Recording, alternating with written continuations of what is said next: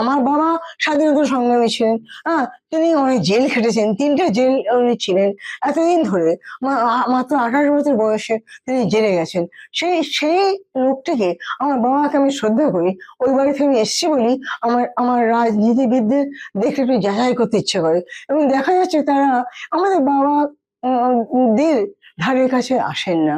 তারা তারা মনে করেন যে আমাদের দুটো জিনিস দরকার, একটা যেন তেন প্রকারের খ্যাতি লাভ করতে হবে, নাম করতে হবে, আর একটা হচ্ছে অর্থ লুট করতে হবে যত বেশি আমার হয়।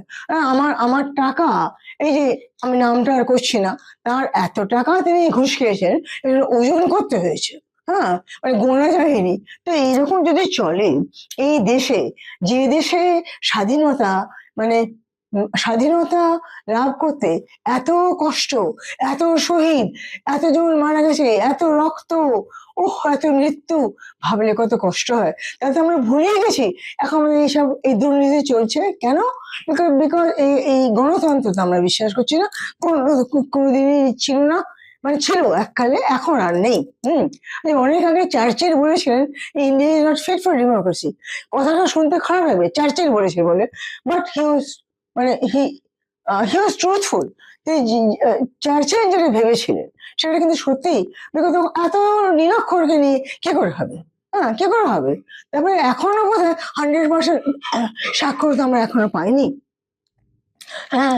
মানে মেয়েদের মেয়েদের বাদ দিলেও নারী শিক্ষা কম, বুঝলাম, কিন্তু তাহলেও এখন পর্যন্ত এই এতদিন পরে, স্বাধীনতা এতদিন পরেও যদি নিরক্ষরতা থাকে, সেই দেশের কি হবে? তাদের তো মমতা ব্যানার্জির মতো মানুষেরই রুল করবেন। আমরা we get the government we deserve. রাগ করে লাভ নেই, ভাবতেই হবে যে মমতা ব্যানার্জিকে আমরা ডিজার্ভ করি, তাই তাকে পেয়ে। আচ্ছা, এখন আপনি বলবেন আপনার কি মত, আপনি কি করতে পারেন? দেখুন, আমার বয়স হয়ে গেছে 84 বছর বয়স, কিন্তু আমি ঝান্ডা নিয়ে বেরোবো কি করে? বেরোতে পারবো না। আচ্ছা, জেনে গিয়ে বাজে ভাত আমি খেতে পারবো না। আমার standard of living is very high. আমি খুব দুঃখিত। আমার স্ট্যান্ডার্ড হাই। আমার বাবা বলছেন না, আমি গরিব মানুষের ছেলে, আমি গরিব মানুষের বাস করতে পারবো। তো আমি না, আমি কেন গরিব মানুষের বাস করতে যাবো কেন? আমি আমি কি সন্ন্যাসী?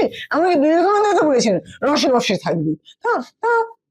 রামকৃষ্ণ বলেছেন, এবং বলেনি যে এই খেতে হবে তাই খেতে হবে, এই পোশাক পরতে হবে, সন্ন্যাসীরও বলেনি। তাহলে আমরা ফিরে আসছি এই কথায় যে আমরা এখন ঠিক কি আশা করবো?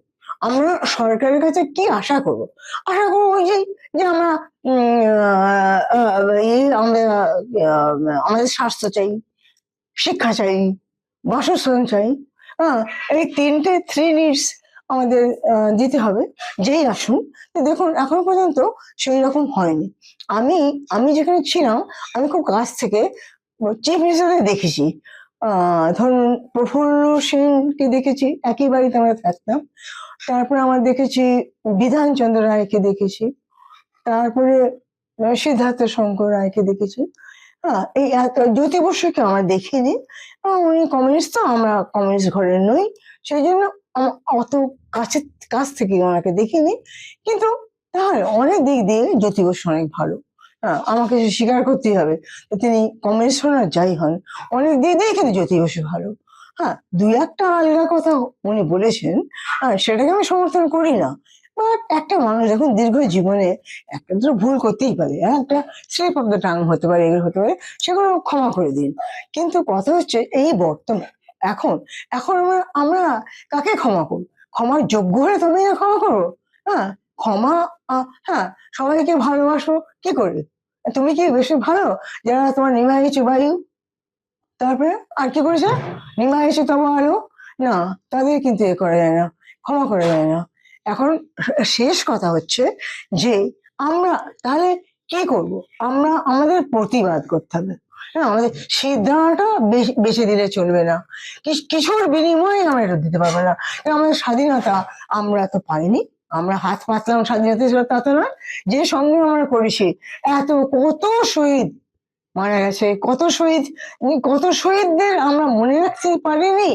আমরা এখনো সেই শহীদদের মনে রাখিনি, গলায় মালা দিইনি, একটা ধূপ জ্বালাই না, একটা মোমবাতি জ্বালাই না।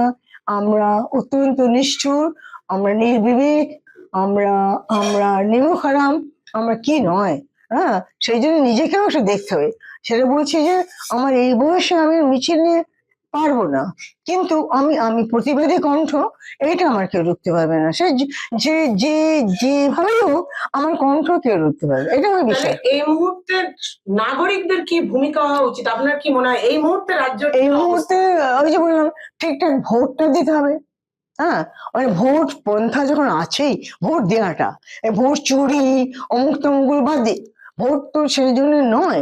রিয়েল ভোট যদি হয় বা হওয়া উচিত, নাগরিকদের এটি প্রথম কাজ হবে বলা যে হ্যাঁ, ইলেকশন আসছে, ওই যে ওই রকম ভোট আমরা চাই না। আমাদের আমাদের একটা কর্তব্য, অধিকার ভোট দেওয়ার, সেটা দিতে দিন। আমি একজন ভোটার, আমি একজনই ভোটার, আমি যার ভোটার আমি, হ্যাঁ তার ভোটার, ঠিক আছে। কিন্তু সেটা আমার রং চয়েস হোক, রাইট চয়েস হোক, যাই হোক, কিন্তু আমার সেই অধিকারটা কেড়ে নেওয়া চলবে না। হ্যাঁ, আমি ভোট দেবো।